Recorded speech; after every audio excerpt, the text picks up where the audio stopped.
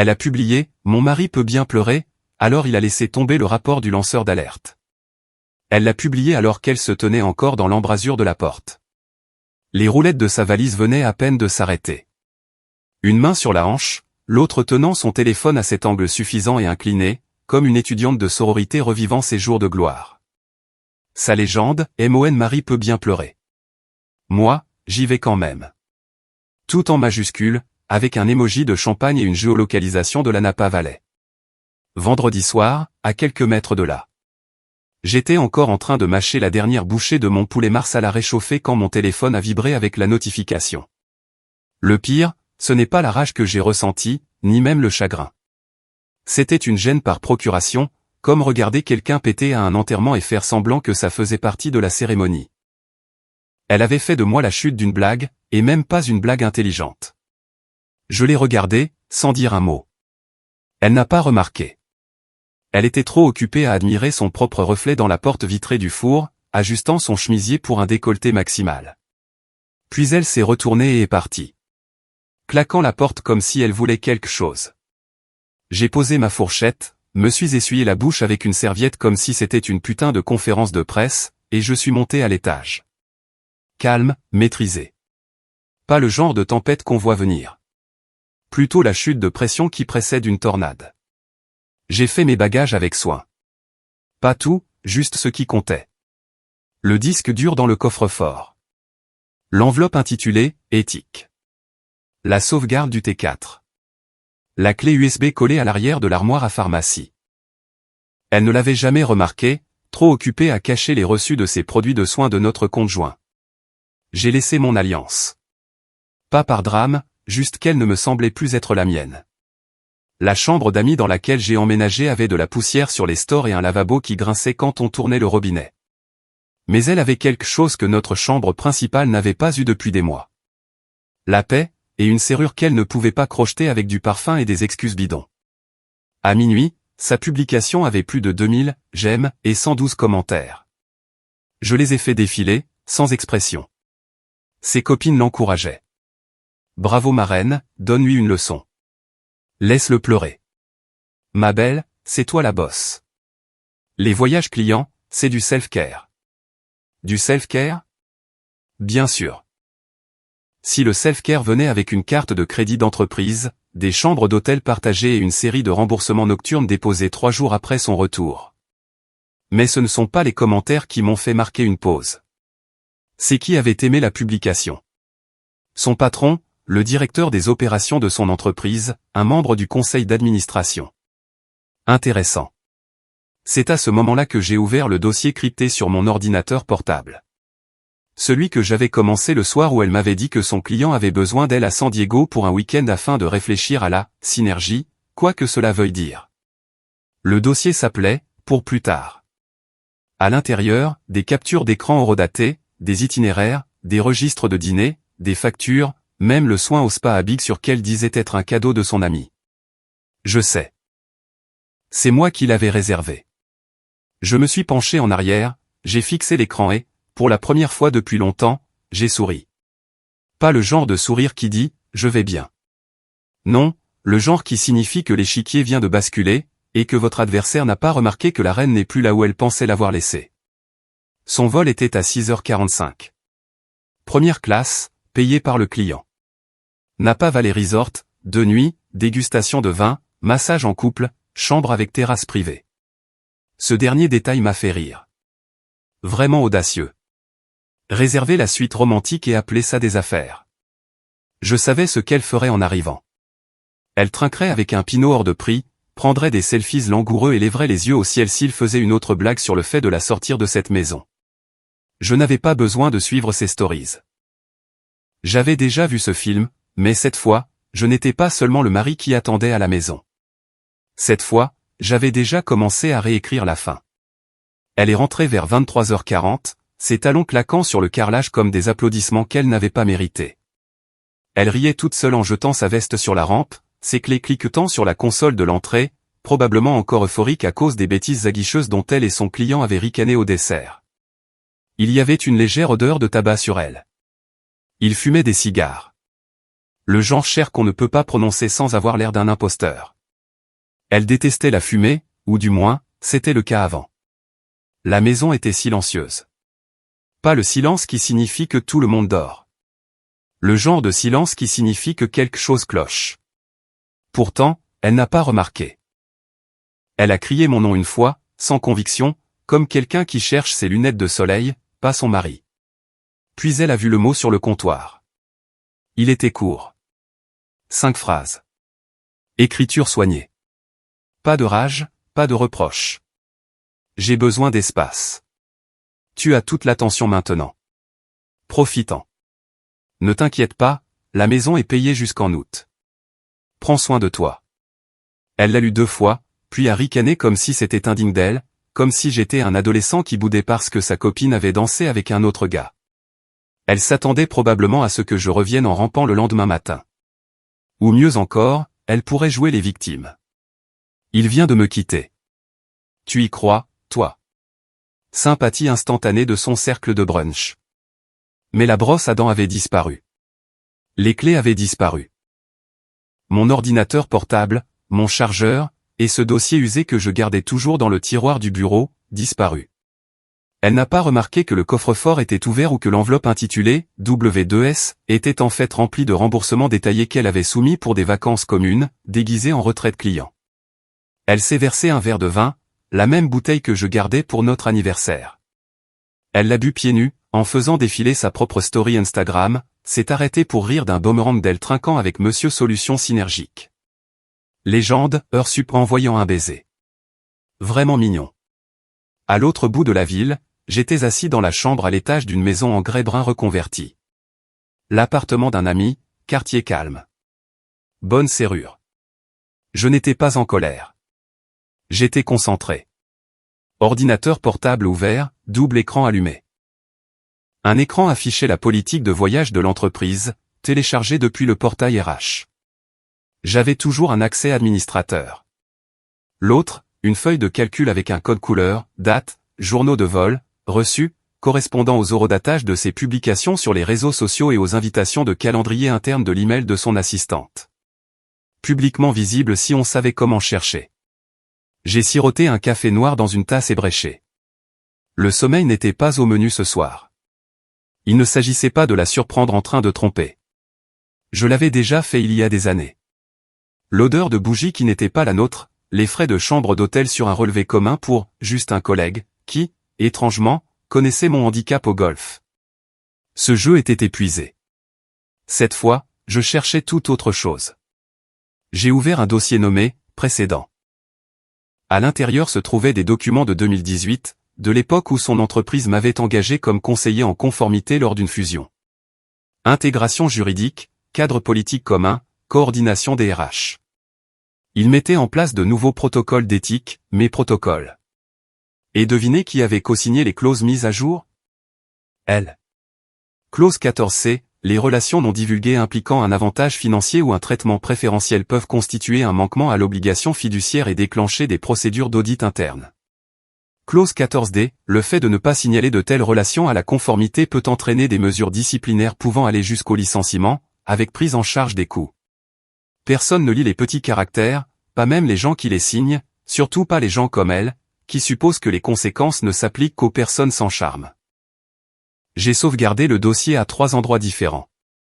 Un sur le cloud, un sur un disque dur, un sur une carte SD cryptée. Puis j'ai envoyé un texto à un ancien collègue, maintenant responsable de la conformité dans son entreprise. Juste un bonjour poli, un rappel que j'avais toujours les modèles originaux. Je n'en ai pas dit plus. Pas besoin. Il serait curieux. Il creuserait. Je me suis penché en arrière, j'ai fait craquer mon cou, et je me suis enfin permis de ressentir quelque chose. Pas la colère, pas la trahison. L'anticipation. Celle qu'on ressent avant qu'une porte de salle d'audience ne s'ouvre ou qu'une allumette ne s'enflamme. Parce que je ne reviendrai pas. Et elle ne verrait pas le feu avant qu'il ne lui lèche déjà les talons. Samedi matin, elle s'est réveillée emmêlée dans des draps blancs dans un complexe viticole qui semblait avoir été construit pour les influenceurs d'Instagram et les cadres d'âge mûrs qui veulent jouer à l'authenticité. Son client ronflait encore à côté d'elle. Un bras affalé sur l'oreiller où son alliance aurait dû être. Elle s'est étirée, a bâillé, a vérifié son téléphone et a souri en voyant les « j'aime ». Plus de 5000 maintenant. Sa publication gagnait en popularité. Mon mari peut bien pleurer. Moi, j'y vais quand même. Cette légende ridicule avait apparemment touché une corde sensible au sein de la communauté des « girl boss ». Des dizaines de commentaires la qualifiaient de courageuse, puissante, sans complexe. Quelqu'un en avait même fait un TikTok, faisant du playback sur une phrase de Cardi B tout en pointant sa publication. Elle a gloussé, en a commenté quelques-uns, puis a enfilé un peignoir et s'est dirigée vers le balcon pour prendre un nouveau selfie. C'est à ce moment-là que l'identification est apparue. Une version repartagée de sa publication, même légende, même sourire suffisant, mais celle-ci avait des ajouts. Un carrousel de reçus assemblés, pas de vagues suppositions, de vrais reçus. Des confirmations de chambre avec les deux noms. Des notes de restaurant signées par son client, mais facturées sur le compte discrétionnaire de son département. Des photos de ses réseaux sociaux géolocalisés dans un hôtel de charme où elle jurait n'être jamais allée. Et le clou du spectacle, un PDF d'invitation de calendrier qui se chevauchait, montrant qu'elle avait des réunions au siège alors qu'elle était en fait au bord de la piscine à 200 km de là. Chaque diapositive était accompagnée de la même phrase sarcastique et glaçante, sponsorisée par l'amour et le silence de quelqu'un d'autre. Elle a regardé, bouche bée. Quelqu'un utilisait sa publication comme un tremplin, comme un détonateur. Sa pensée immédiate, c'est lui qui a fait ça. Son mari. Sauf que non, ce n'était pas son style. Il ne faisait pas dans le théâtral. Ne savait pas comment faire des publications en carrousel ou transformer des métadonnées PDF en signaux d'alarme.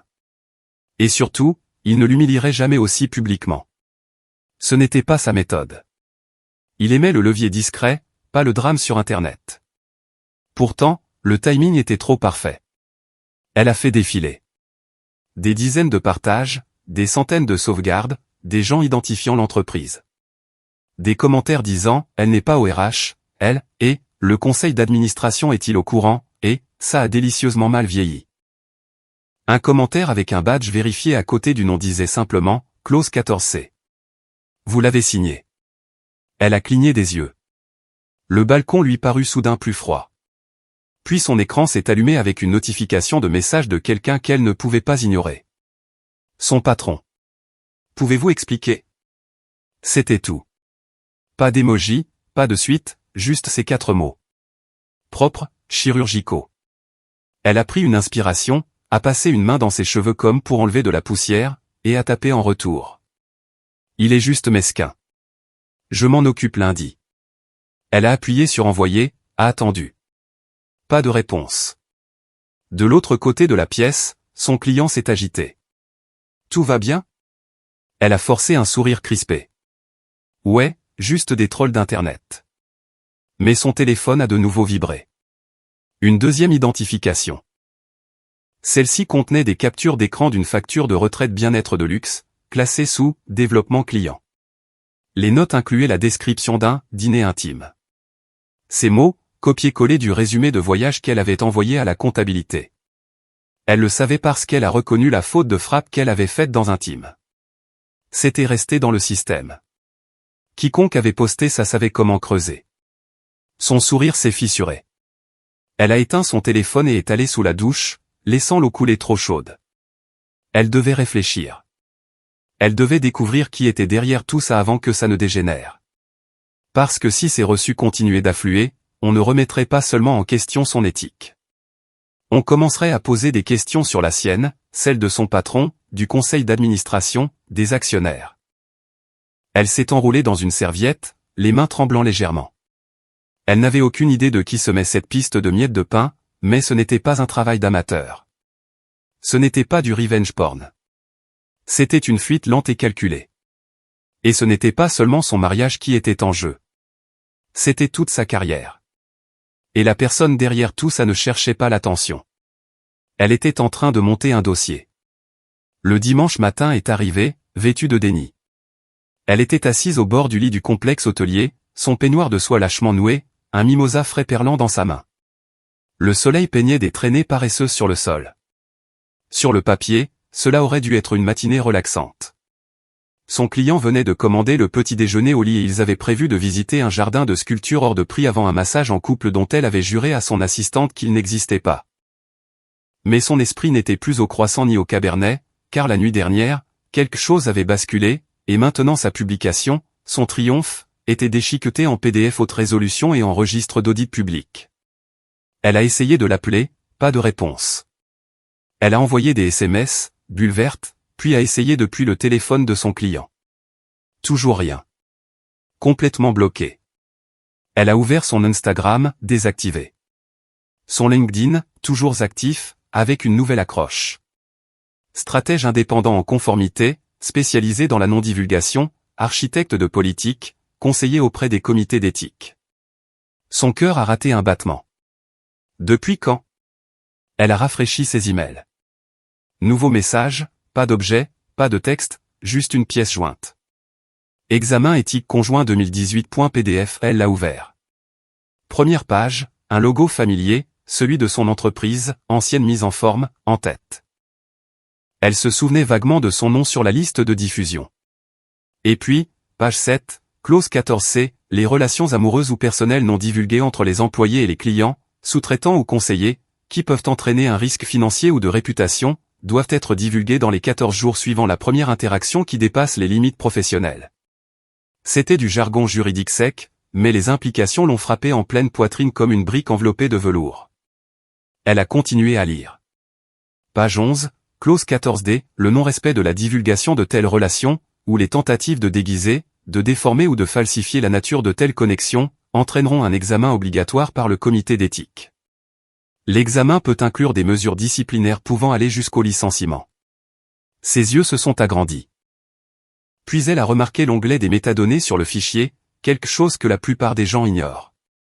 Elle a cliqué par habitude. Auteur, le nom complet de son mari. Créé le 3 octobre 2018. Dernière modification le 8 novembre 2018. Contributeur, son patron, le directeur juridique. Elle a eu le souffle coupé. Vraiment. Il ne connaissait pas seulement la clause. Il l'avait écrite. À l'époque où son entreprise traversait cette acquisition et qu'ils avaient besoin d'un examen de conformité externe. Il s'était assis dans la même salle de conférence qu'elle évitait maintenant nerveusement, aidant à rédiger la politique qui pourrait maintenant la couler. Et le pire, c'est qu'elle avait approuvé le document lors de sa formation sur la conformité des RH, probablement en faisant défiler Pinterest et en faisant semblant de s'y intéresser. Il y avait même une ligne de signature intégrée dans le PDF. Signé, son nom, liaison principale RH. Ses doigts tremblaient. Elle a ouvert le minibar de la chambre d'hôtel et a descendu une bouteille de vodka miniature d'un trait. Son client a marmonné quelque chose derrière elle. Elle l'a ignoré. Elle était trop occupée à chercher tous les dossiers de politique qu'elle pouvait trouver sur son ordinateur portable professionnel, espérant de tout son cœur que quelqu'un avait modifié le document, l'avait édité, l'avait enterré sous un jargon plus récent. Pas de chance. La clause 14C était toujours en vigueur. Elle a refermé l'ordinateur portable avec un claquement sec. Il n'avait pas crié. Il n'avait pas lancé d'accusation ni ne l'avait exposé au tabloïd. Il avait transformé en arme la seule chose qu'elle avait sous-estimée, sa mémoire. Et maintenant, elle était piégée dans une politique qu'elle avait aidé à mettre en œuvre mais n'avait jamais respectée. Elle a fait les 100 pas. Ça ne pouvait pas devenir public. Pas comme ça. Les autres membres du conseil d'administration s'en tiraient le sang. Elle devait parler à quelqu'un de plus haut placé, quelqu'un qui pourrait minimiser ça, le contenir. Elle a repris son téléphone, a essayé d'appeler son patron. Messagerie vocale. Elle a tapé un message, s'est arrêtée, puis l'a effacé. Que pouvait-elle dire? Salut, je pense que mon mari vient d'activer une clause d'éthique que j'avais oublié avoir aidé à signer. Aussi, je couche avec quelqu'un qui détourne de l'argent via des notes de frais de voyage, et maintenant une piste de dénonciation gagne en popularité sous une publication que j'ai écrite pour l'humilier. J'espère que tu vas bien. Non, elle avait besoin de plus d'informations, de plus de levier. Parce que soudain, il ne s'agissait plus d'un mariage. C'était une partie d'échecs lente et brutale, et elle venait de découvrir qu'elle avait commencé la partie avec son roi à découvert.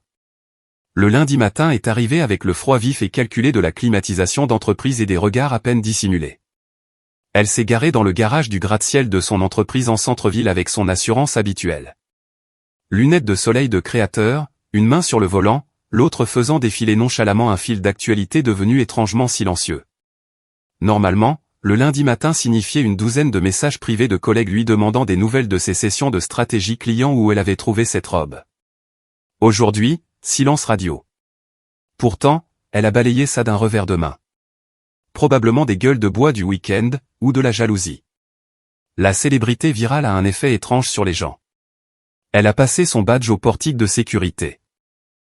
La lumière a clignoté en vert. Toujours employée, toujours intouchable. À l'ascenseur, 2 jeunes associés se sont reculés pour la laisser entrer, puis ne l'ont pas suivie. Les portes se sont fermées. Elle s'est souri à elle-même. Étage 23. La réception l'a accueillie avec l'optimisme stérile habituel. Sol poli. Slogan de motivation en acrylique sur les murs. Agir avec intégrité. Elle n'avait jamais remarqué à quel point celui-ci était criard jusqu'à maintenant. Son assistante n'était pas à son bureau. Étrange. Elle a continué son chemin, ses talons claquant comme des signes de ponctuation, s'attendant au flot habituel du chaos du lundi, invitation à des réunions, questions budgétaires mesquines, bêtises de département. Mais au lieu de cela, le couloir était vide. Les gens détournaient le regard.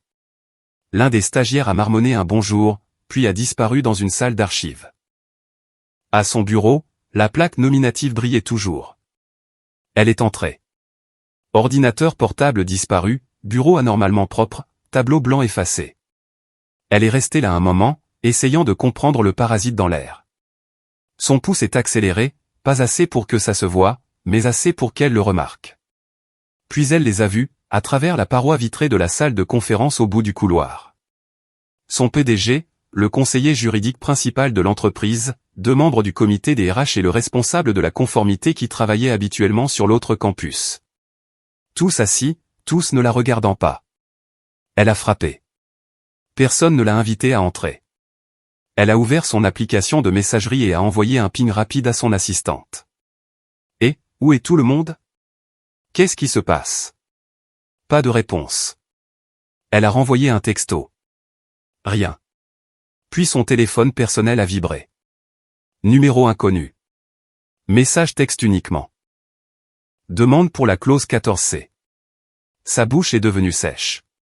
Elle a fixé le message pendant 10 bonnes secondes avant de finalement lever la tête et de marcher lentement vers la salle de conférence. Le couloir semblait plus long maintenant. Ses talons semblaient trop bruyants. Elle a légèrement ouvert la porte, juste assez pour entrer à moitié. Son PDG a levé les yeux. Son expression n'était pas de la colère. Elle était chirurgicale, comme celle d'un chirurgien sur le point de faire la première incision. « Pourquoi ne l'avez-vous pas divulgué lors des mises à jour de conformité ?» a-t-il demandé, la voix calme, comme s'il s'informait sur une commande d'imprimante. Elle a cligné des yeux. Je suis désolé. Il n'a pas répété. La représentante des RH a jeté un coup d'œil à un dossier, puis a détourné le regard comme si elle ne pouvait pas soutenir son regard. Le responsable de la conformité s'est agité sur son siège. Le service juridique n'a rien dit. Juste la question. Pesante. Divulgation. Clause 14C. Elle savait exactement ce qu'il voulait dire. Et plus important encore, eux aussi. Elle a reculé, la voix sèche. Est-ce qu'il y a un problème avec quelque chose que j'ai déposé? Le PDG a haussé un sourcil, puis a lentement tourné l'ordinateur portable sur la table pour qu'elle puisse voir l'écran. Une image partagée. Côté gauche, sa publication tristement célèbre. Côté droit, une capture d'écran du document de politique de 2018. Sa signature mise en évidence. Clause 14C. Relations amoureuses non divulguées avec des clients ou des sous-traitants. Motif d'examen disciplinaire. Et en dessous, un email horodaté d'il y a 6 mois.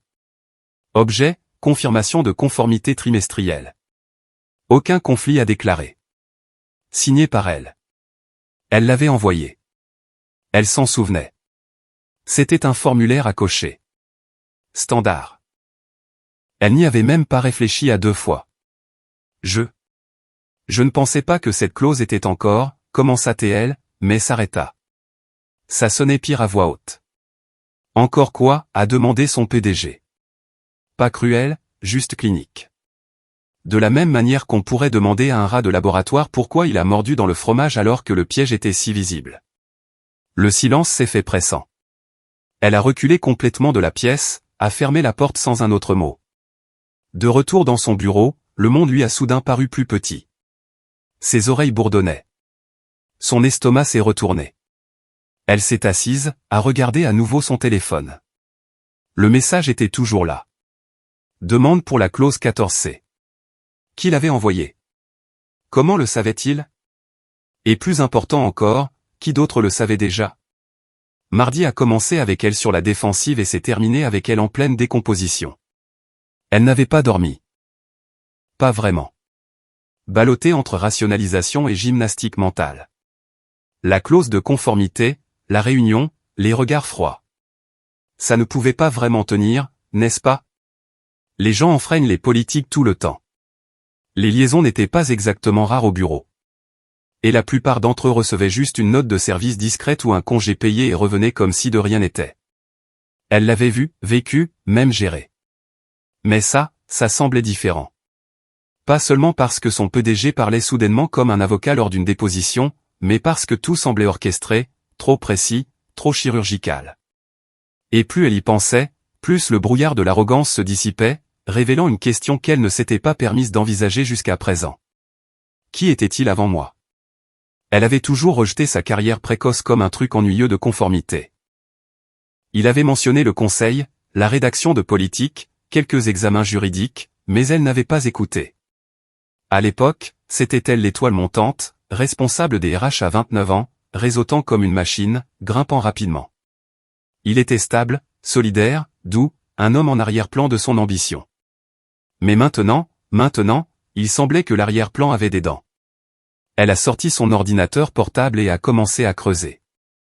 Pas seulement LinkedIn, il l'avait déjà nettoyé. Elle a cherché plus profondément. De vieux communiqués de presse, des documents d'entreprise, des PDF enfouis dans des newsletters RH oubliés depuis longtemps. Et là, c'était là. Un article de 2017 d'une publication sectorielle de second rang. Les architectes silencieux de la responsabilité, 5 consultants qui changent l'éthique d'entreprise de l'intérieur. Numéro 3, MJ, le nom de son mari. Une force discrète mais puissante dans la refonte des protections des lanceurs d'alerte et des cadres d'audit interne pour les entreprises de taille moyenne à travers le pays. Elle s'est figée, a cliqué. L'article listait une demi-douzaine d'entreprises, toutes des firmes qu'elle reconnaissait. Certaines avaient été secouées par des scandales internes pour se redresser rapidement.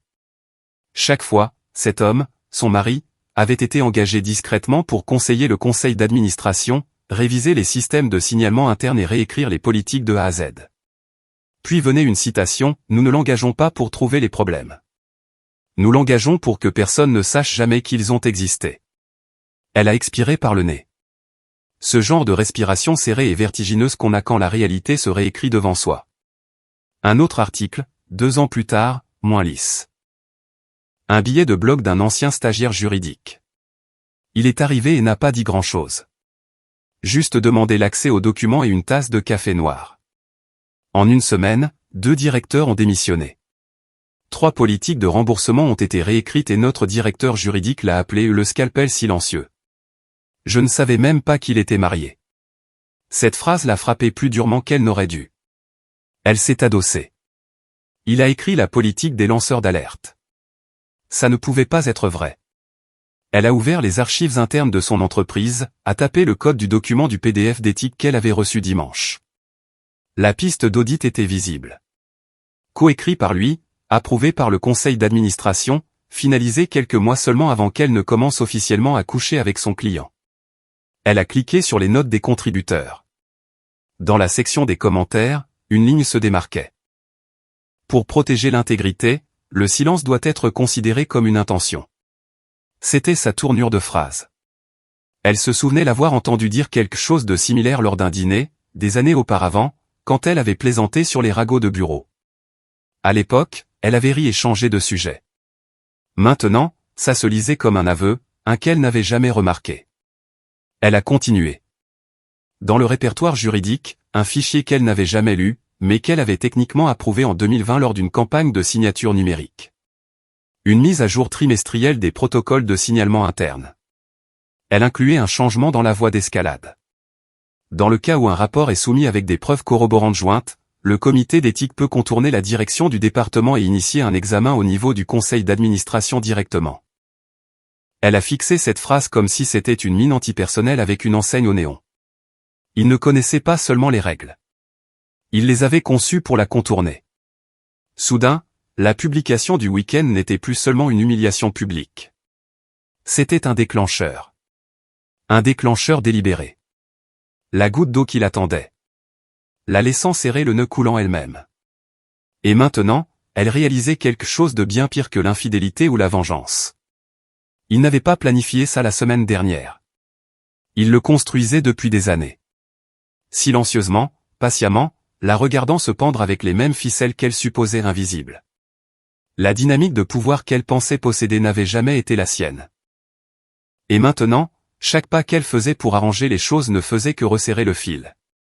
L'appel est arrivé à 8h12, alors qu'elle répétait un email de contrôle des dégâts qu'elle prévoyait d'envoyer à son PDG. Formulé avec légèreté, évasive, lourde de malentendus et de contexte. Elle était assise dans sa cuisine, un café intact refroidissant à côté d'elle, l'ordinateur portable ouvert sur un brouillon qu'elle avait réécrit 6 fois. Elle a vu l'identification de l'appelant et s'est figée.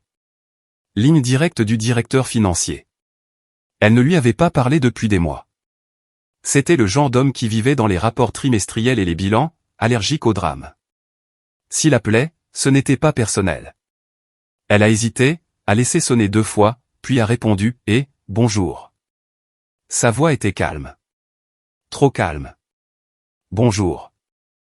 Nous avons été contactés par quelqu'un qui prétend avoir des preuves détaillées de remboursement de frais frauduleux liés à vos engagements clients au cours des 2 dernières années. Sa bouche s'est asséchée, sa langue collée à ses dents. Quoi? Ils ont soumis de la documentation à notre boîte de réception d'audit anonyme. Des dates très spécifiques, des reçus. Ça a l'air propre, organisé, intentionnel. Elle a dégluti.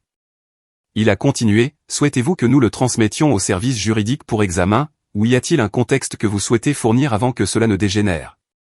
Elle n'a pas répondu parce que son cerveau avait déjà sprinté vers le système de classement, vers les dépenses que personne, pensait-elle, n'avait remarquées. Celles qu'elle avait regroupées sous des rubriques vagues comme « développement client », « dîner stratégique » et « événements de réseautage ».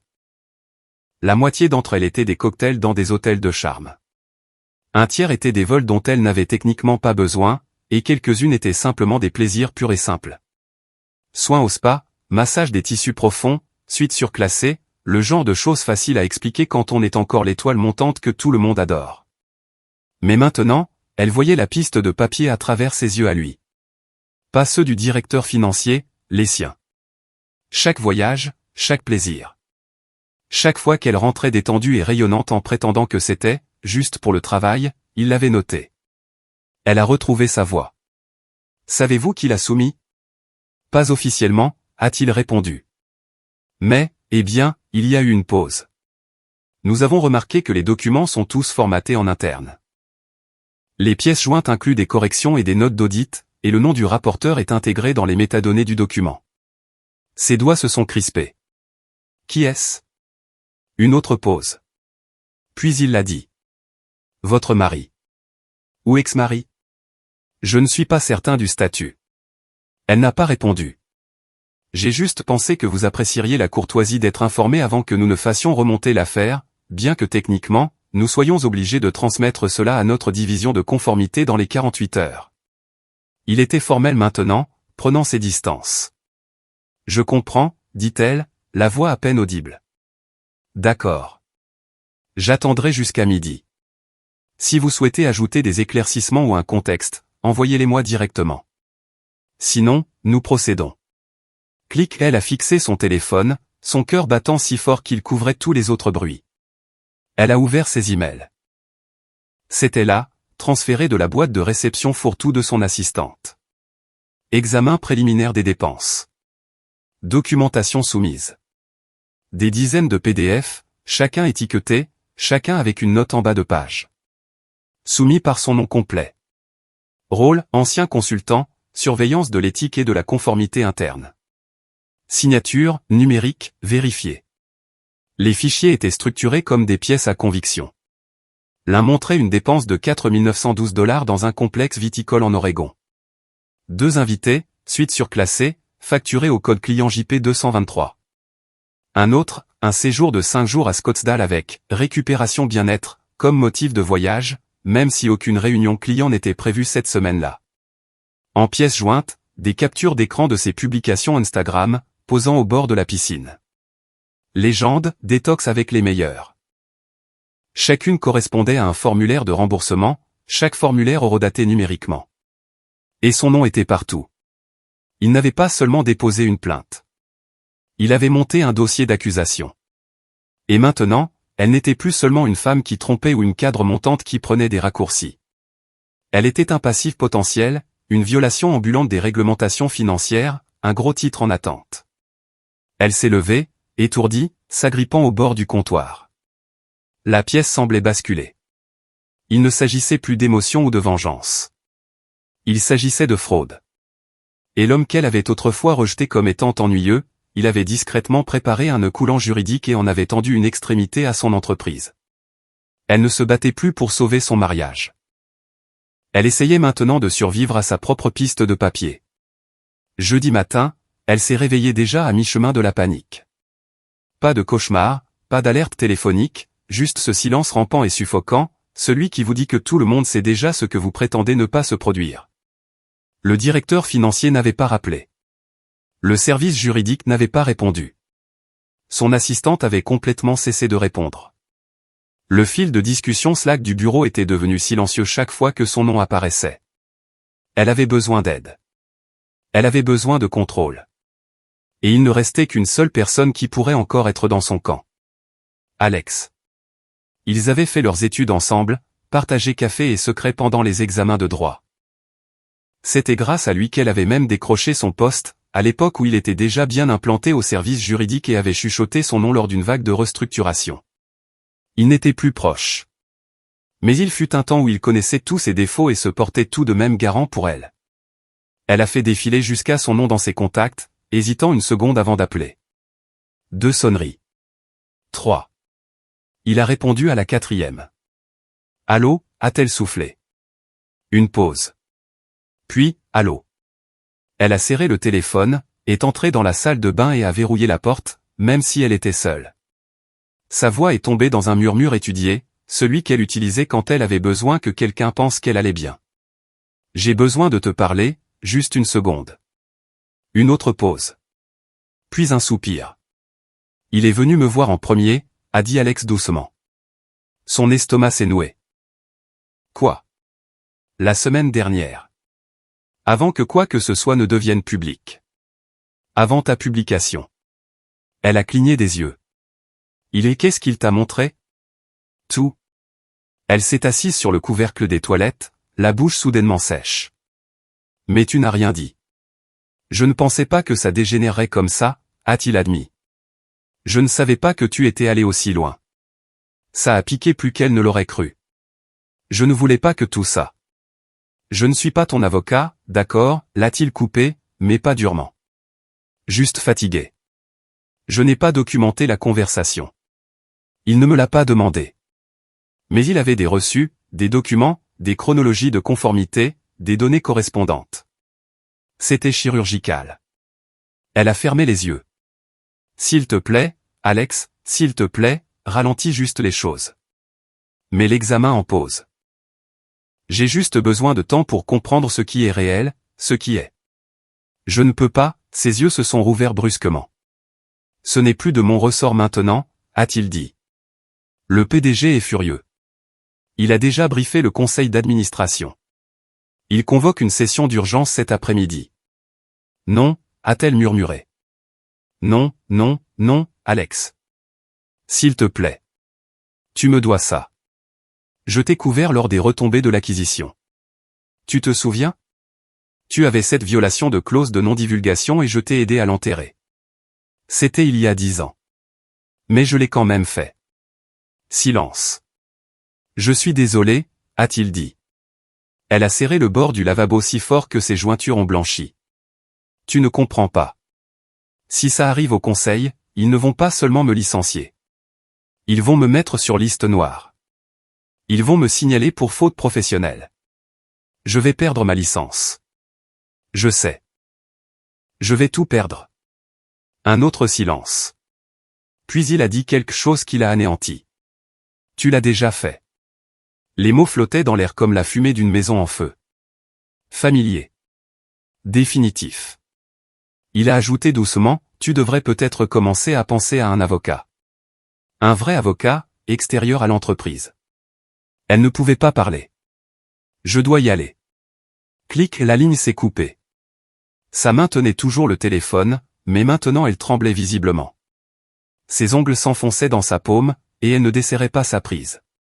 Elle a fixé son reflet dans le miroir, essayant d'invoquer une version d'elle-même qui semblait encore capable. La femme qui obtenait des promotions, qui éblouissait aux conférences, qui contrôlait les salles avec un sourire et un rire bien placés. Mais tout ce qu'elle voyait, c'était le début de l'effondrement. Tous les ponts brûlaient derrière elle. Et l'homme qu'elle avait humilié ne la poursuivait pas. Il se tenait simplement de l'autre côté de la rivière, regardant le feu faire ce qu'il avait toujours été destiné à faire. Vendredi, 6h42.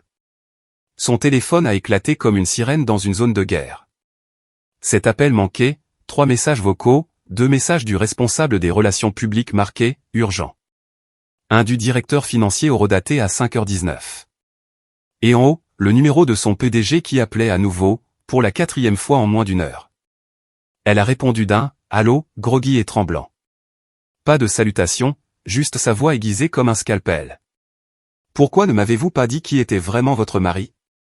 Elle a cligné des yeux, le cœur martelant contre sa cage thoracique. « De quoi vous ?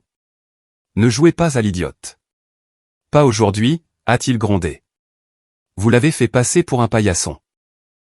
Vous m'avez fait croire que c'était un ex-consultant inoffensif avec un titre de poste modeste et sans colonne vertébrale.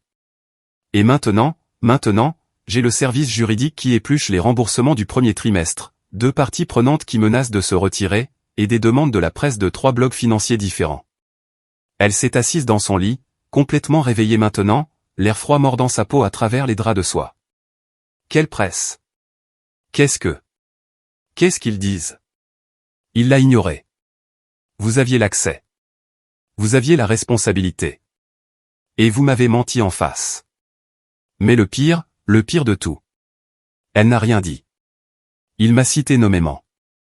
Dans le mémo du lanceur d'alerte. Son souffle s'est coupé. En pièce jointe du mémo, a-t-il continué, presque en sifflant maintenant, il y a une chronologie, une analyse détaillée des violations de politique. Et en bas, une section intitulée « Complicité institutionnelle ». C'est là que mon nom apparaît. En gras. Elle a ouvert ses emails en pleine conversation, faisant défiler frénétiquement. C'était là. Objet, plainte formelle, violation de l'éthique interne, documentation complète. Il avait été envoyé en copie à chaque membre du conseil d'administration, au service juridique et à la conformité. Et en haut, le nom de son mari. Officiel, signé, horodaté. Le PDF avait une page de garde. Soumis en vertu de la politique des lanceurs d'alerte WC14C, conforme à la clause d'escalade interne 14D. Rapporteur, son nom complet. Affiliation, ancien consultant, architecture éthique, 2017 à 2019. Statut, lanceur d'alerte externe, niveau d'évaluation du risque, sévère. Elle a fait défiler. Ses doigts bougeaient, mais son esprit était à la traîne. Chaque section était nette. Documentée, surlignée en segments de couleur. Discrepance financière, violation de politique, avantages personnels non déclarés, fausses déclarations, emails internes, capture d'écran de ces messages Slack discutant de lycée, les codes de dépenses, même un où elle plaisantait, si quelqu'un n'audite ça, je mettrai tout sur le dos de Janice. Et puis la citation, juste à la fin de la section sur la complicité institutionnelle, mon PDG était au courant de ma relation. Il m'a dit, je cite, si ça rend le client heureux, je me fiche de l'étiquette que vous utilisez. Elle s'est souvenue de ce moment, un cocktail, une lumière tamisée, son PDG riant dans un verre de martini. Elle avait mentionné ses dîners clients et à quel point ils étaient devenus proches. C'est ce qu'il avait dit, au hasard, une blague.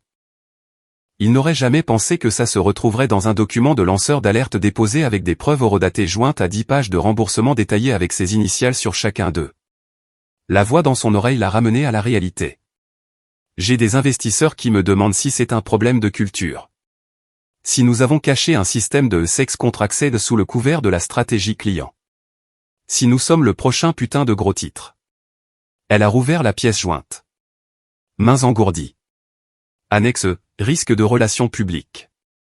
Chronologie suggérée pour la fuite dans la presse. Narration préventive ou riposte réactive. Il avait même exposé des options d'atténuation des risques médiatiques. Il n'essayait pas de la faire licencier. Il préparait l'entreprise à un brûlage contrôlé, un qu'il ne pourrait pas étouffer. J'ai un rendez-vous avec un avocat à 9 heures, a poursuivi le PDG. Je me fiche de ce que vous dites maintenant. Vous êtes suspendu. Avec effet immédiat, en attendant l'examen externe.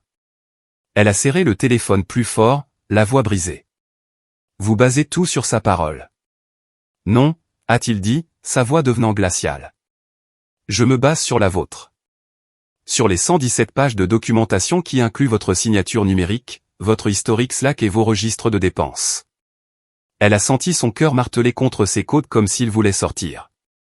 Comme si même lui ne voulait plus rester dans ce corps. Clic, il a raccroché. Elle a fixé le plafond. Puis les rideaux. Puis son propre reflet dans l'écran noir de sa tablette. La femme qui avait un jour dit, il peut bien pleurer s'il veut. Moi, j'y vais quand même, venait de voir toute l'entreprise partir avec lui, et elle n'était même pas encore sortie du lit. Même matin, 9h02. Pendant qu'elle était assise, paralysée dans un brouillard de réputation ruinée, de portes de conférences scellées et de retombées d'entreprise, il était ailleurs, à des kilomètres de là, dans un modeste centre de conférence au sol poli et à la moquette affreuse, debout derrière un simple pupitre. Pas de théâtralité, pas de discours de vengeance, pas de nom, juste une diapositive derrière lui en noir et blanc austère. Que se passe-t-il quand l'intégrité devient silencieuse? Le public n'était pas immense, peut-être 50 professionnels du secteur, des responsables de la conformité, des consultants juridiques et quelques étudiants en éthique qui ne comprenaient pas encore ce que le monde réel fait aux gens qui font confiance trop facilement. La diffusion en direct avait une centaine de spectateurs à distance. L'un d'eux, bien qu'elle ne le sache pas encore, était son directeur financier. Il se tenait calmement, sa cravate légèrement desserrée, non par négligence, mais par confort. La salle était d'un silence de mort. Mon premier emploi, a-t-il commencé, consistait à auditer les remboursements d'entreprise pour une société qui n'existe plus. Et elle n'existe plus parce que personne n'a écouté quand la politique a été signée. Il pensait que la paperasse était ennuyeuse. Il pensait que le silence signifiait l'approbation. Ils avaient tort. Il a cliqué pour la diapositive suivante. Une chronologie, d'apparence générique mais construite sur la même structure que celle qu'il avait utilisée dans le mémo. Personne ne se réveille en décidant de démanteler quelque chose. Ça se produit lentement. Et parfois, le silence est un cadeau. Jusqu'à ce qu'il ne le soit plus. Il les a guidés à travers des clauses, des études de cas, des résumés, mais même à travers le professionnalisme, il y avait quelque chose de personnel dans chaque mot. Quand les personnes en qui vous avez le plus confiance commencent à traiter la conformité comme une formalité, quand l'intégrité devient un accessoire au lieu d'une fondation, c'est là que vous savez que vous avez déjà perdu la salle. Changement de diapositive. Maintenant, une simple citation en blanc sur fond noir. L'éthique, c'est ce que vous faites quand personne ne regarde. La dénonciation, c'est ce qui arrive quand quelqu'un finit par le faire. Il a jeté un regard à la caméra. L'objectif a cligné silencieusement, diffusant en direct, retransmettant aux quatre coins d'un monde d'entreprise qu'il avait autrefois ignoré. Et à ce moment-là, il n'était pas mesquin. Il n'était pas vengeur. Il avait raison. Certaines personnes pensent que le silence est une faiblesse, a-t-il dit, la voix stable, calme. Mais parfois, c'est juste le bruit de quelqu'un qui choisit son moment. Il n'a pas dit son nom. Pas besoin. Le public a applaudi poliment. Il a hoché la tête, a éteint la télécommande et est descendu du podium avec la grâce d'un homme qui avait déjà gagné. Ailleurs, à l'autre bout de la ville, dans un appartement trop calme, son téléphone a de nouveau vibré. Un autre email du PDG. Objet, notification formelle, changement de statut. Vous êtes par la présente suspendu, avec effet immédiat, en attendant les résultats de l'examen externe. Nous vous suggérons fortement de retenir les services d'un conseiller juridique. Toute communication interne ultérieure devra passer par les canaux juridiques formels. Pas de chaleur, pas de place à l'interprétation, plus d'illusion de contrôle. Elle a laissé tomber le téléphone. N'a pas crié, n'a pas pleuré, car il n'y avait plus personne pour qui jouer la comédie. Elle s'est retournée, regardant par la fenêtre une ville qui continuait de bouger, indifférente. L'horizon n'a pas scié. Le monde ne s'est pas arrêté. Et quelque part, sur un ordinateur portable encore ouvert sur la diffusion en direct, la dernière image de lui persistait, souriant faiblement, remerciant le public, sortant côté cour sans fanfare. Il n'avait pas crié, il n'avait pas supplié, il avait juste attendu. Et quand le moment fut venu, il s'est assuré qu'elle entende le silence.